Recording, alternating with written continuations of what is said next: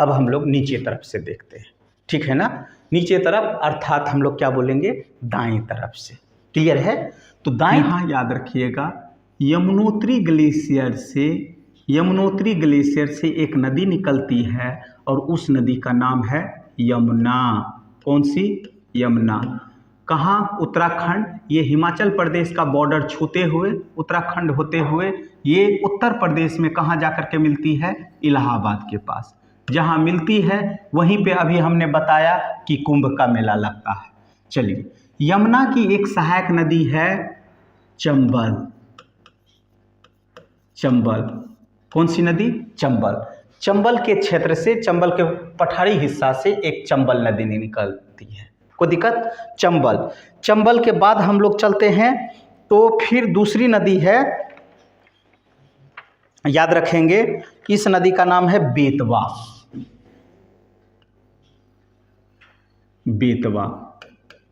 ठीक है, बेतवा। कोई दिक्कत? उसके बाद एक सहायक नदी है केन। लेकिन यहाँ जाने से पहले हम लोग देखते हैं चंबल किसकी सहायक नदी? यमुना की। और चंबल की सहायक नदी है क्षिप्रा, जहाँ अभी हम लोग मतलब उज्जैन में आपको कुंभ का मेला दिखाए, ठीक है ना, क्षिप्रा। तो एक आपको ये भी मिल गया ना कुंभ का क्षेत्र। तो क्षिप्रा के किनारे कौन सा शहर है? तो उज्जैन शहर। और क्षिप्रा किसकी सहायक नदी है? तो चंबल की। चंबल किसकी सहायक नदी है? यमुना की। और यमुना किसकी सहायक नदी है? तो गंगा की।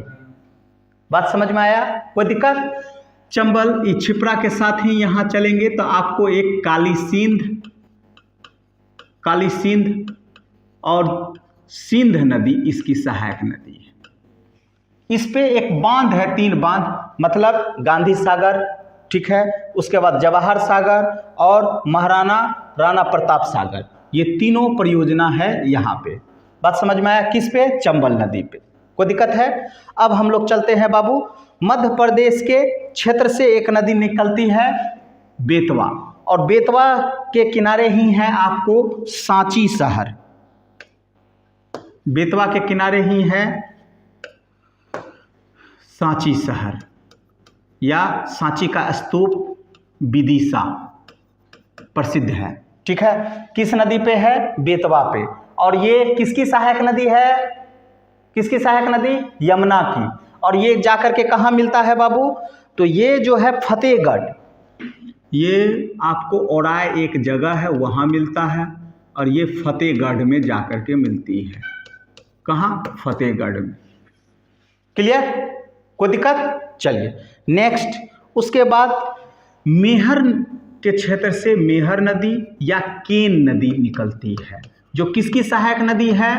तो यमुना की, ठीक है। और ये कहाँ जाकर के मिलता है? सूरजगढ़ के पास।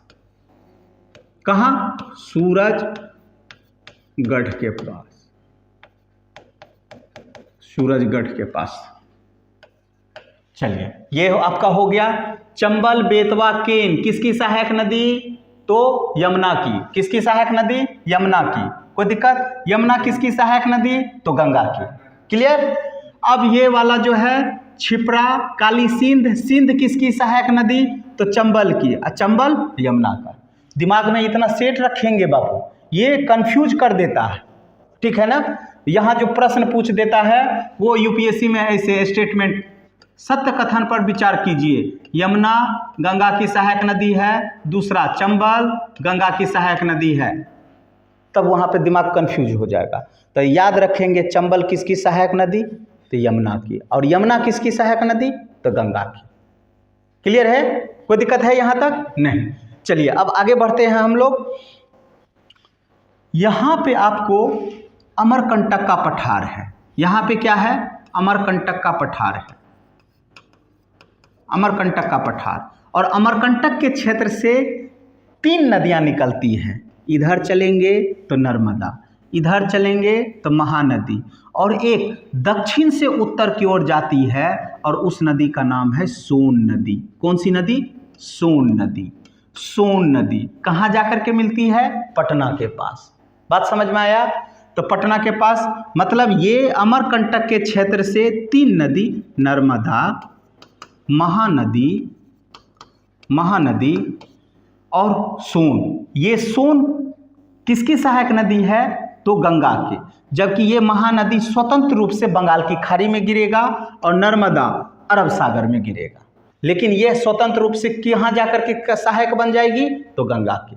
मतलब ये सोन बोले कि अब हमको गंगा के साथ ही सहायक रहना है।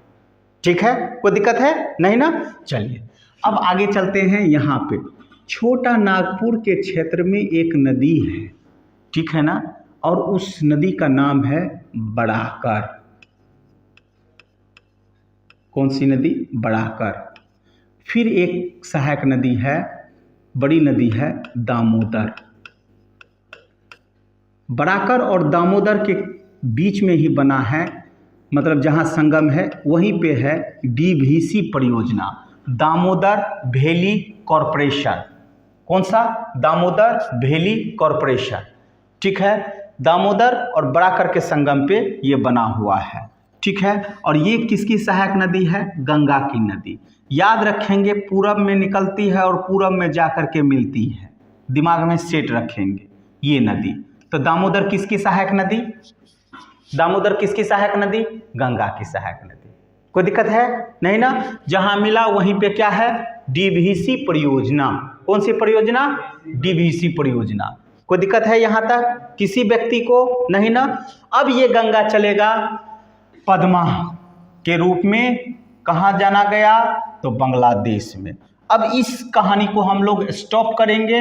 अब चलते हैं हम लोग कहाँ? ब्रह्मपुत्र को लेकर के आते हैं।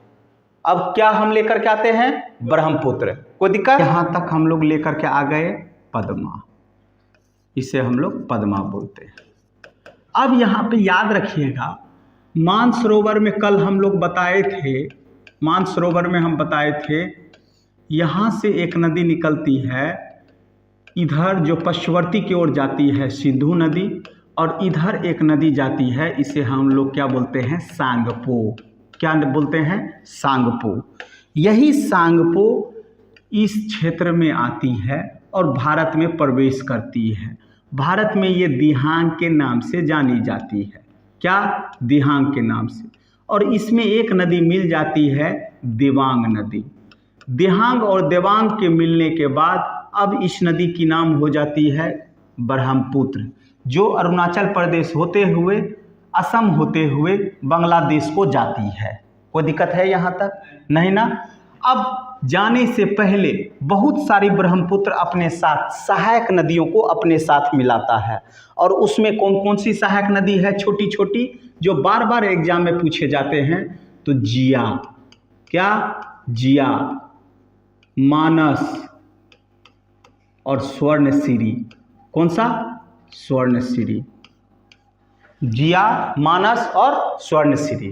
तो ये किसकी सहायक नदी है? ब्रह्मपुत्र की। तो ब्रह्मपुत्र कैसे बना? क्लियर है ना? यदि आपको प्रश्न पूछा जाएगा कि ब्रह्मपुत्र को तिब्बत के क्षेत्र में किस नाम से जाना जाता है? तो सांगपो के नाम से जाना जाता है। सांगपो कहाँ से निकलती है? तो मानसरोवर झील से। मानसरोवर झील बोले तो कैलाश पर्वत के क्षेत्र से।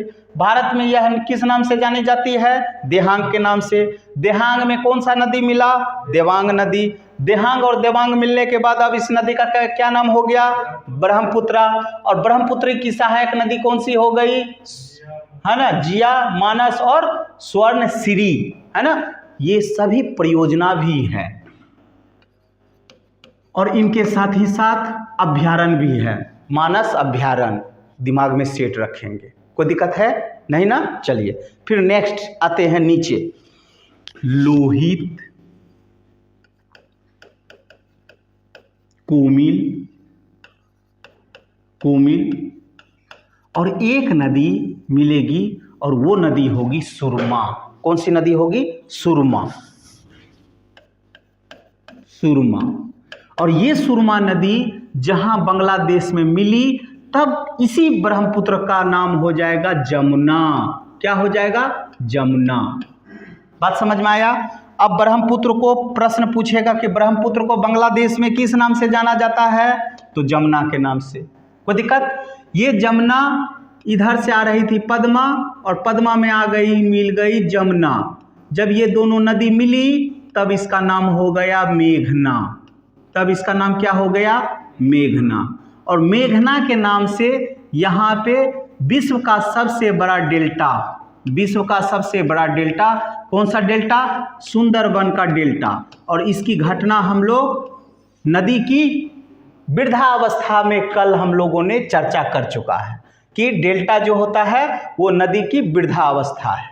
क्लियर है। और विश्व की सबसे बड़ी डेल्टा सुंदरबन डेल्टा।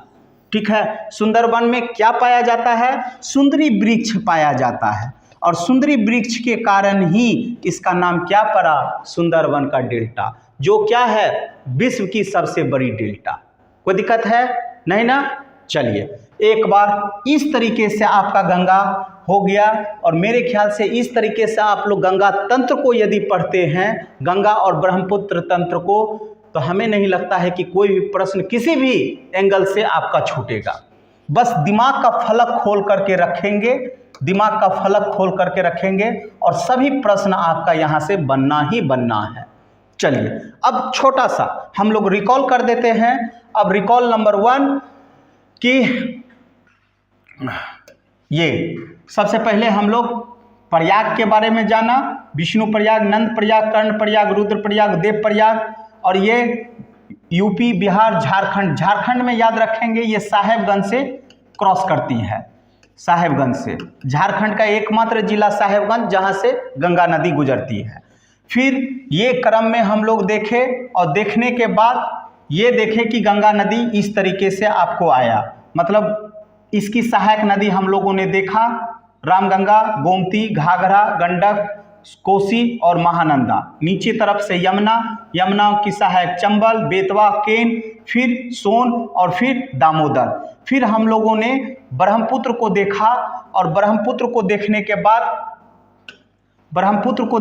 बाद ये पद्मा में जाकर के मिलती है। तो ब्रह्मपुत्र किस नाम से जानी गई, सांगपो के नाम से। और ये ब्रह्मपुत्र की सहायक नदी कौन कौन सी बनी, जिया, मानस, स्वर्णश्री, नीचे तरफ से लोहित, कोमिल और सुरमा। सुरमा जहाँ मिली तो अब क्या कहलाया, जमुना। जमुना में मिल गया, जमुना और पद्मा मिलने के बाद अब इस नदी का क्या नाम हो गया, मेघना। और मेघना के नाम से यह विश्व की सबसे बड़ी डेल्टा बनी। कौन सी डेल्टा, सुंदरबन की डेल्टा, है ना। ये आपको कहा बांग्लादेश और बंगाल की खाड़ी में, बंगाल की खाड़ी में यहीं पे आपको ये वाला गंगा सागर का इलाका है, यहीं पे आपको गंगा सागर का इलाका है। मतलब सारे तीर्थ बार बार, गंगा सागर एक बार। और ये आपको प्रयाग मतलब कुंभ का मेला हो गया। ये हरिद्वार का क्षेत्र, हरिद्वार का क्षेत्र किस नदी के किनारे, गंगा नदी के किनारे। उसके साथ ही साथ ये आपको हो गया बाबू इलाहाबाद का क्षेत्र, किस नदी के किनारे, गंगा और यमुना के किनारे। ये आपको हो गया नासिक वाला क्षेत्र, मतलब गोदावरी के किनारे। और ये आपको हो गया क्षिप्रा नदी के किनारे। क्षिप्रा किसकी सहायक नदी, चंबल की। और चंबल किसकी सहायक नदी, यमुना की। और यमुना किसकी सहायक नदी, तो गंगा की। दिमाग में सेट रखेंगे। और सारे तीर्थ बार बार, गंगा सागर एक बार। जहाँ निकली है ना और जहाँ जाकर के गिरी वो वाला आपका सागर हो गया। ठीक है। इस तरीके से आपके पास कोई भी प्रश्न आएगा तो आप लोग बना करके आएंगे। और ये आप देखिए डेल्टा वाला क्षेत्र, यही आपका डेल्टा वाला क्षेत्र हो गया। ठीक है। गंगा रिवर आई फरक्का होते हुए यहाँ पे आए, तब इसका नाम क्या हो जाता है बांग्लादेश में, पद्मा। देखिए ठीक है। और ये आपको ब्रह्मपुत्र का क्षेत्र हो गया। ठीक है ना। ये देखिए पद्मा और ये मिल गई, तब इसका नाम क्या हो गया, मेघना। तब इसका नाम क्या हो गया, मेघना। और मेघना के नाम से यह विश्व की सबसे बड़ी डेल्टा बनी। क्लियर है, कोई दिक्कत